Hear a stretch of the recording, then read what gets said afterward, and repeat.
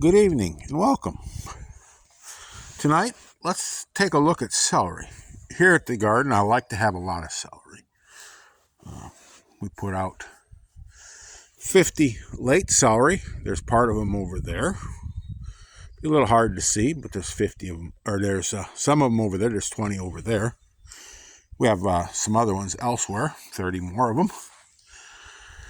We also have a bunch of these early celery. And this is a green celery here. I believe this is a Utah. You can see it's coming along quite nicely. You see how it's growing down in there. Now, if I want blanched celery, I would blanch this. I would either hill this, wrap this in a cone, tie it up to get a blanched celery. I really don't care if it's blanched or not.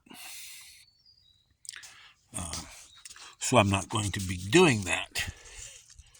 Some people will actually put milk cartons, etc. around them to blanch them up.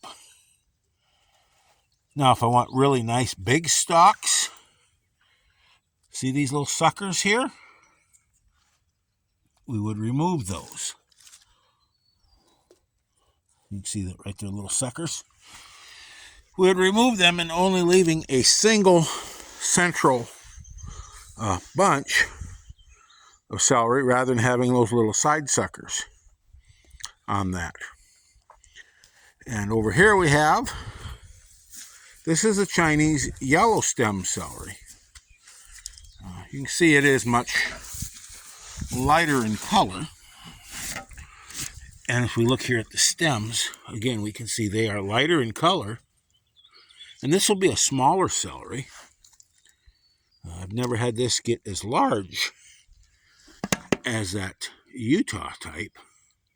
Or than that over there, which is Ventura. Over there, the late stuff is going to be the Ventura. But again, we have these little side suckers. And this celery right here, I could use this right now if I need it.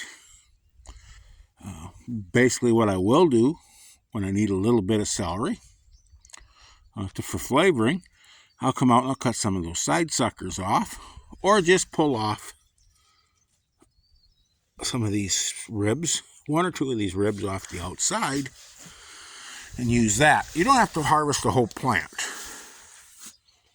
And this celery is good all the way from the root all the way up here to the leaf tips. That's all good. So, celery is a rather hungry plant. It does like its fertilizer.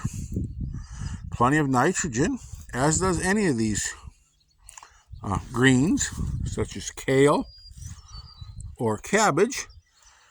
Now this orch is not that hungry. It will grow with a lot less fertilizer than other greens. But celery likes its fertilizer, and it likes to stay moist. Celery does not take drying out well. It likes some moisture. And that's why we put a lot of it right here by the rice. The rice will go in there right there. This stays moist. There's always plenty of water coming in. And we can keep this moist. That there's very fertile ground over there because of the compost pile right behind it. And any runoff from the compost pile comes down there. Keeps that ground very fertile. It's our rice paddy. Feeds our rice, and then we can remove any water that we need for this, which is, again, very fertile water. There's a lot of nutrient in it.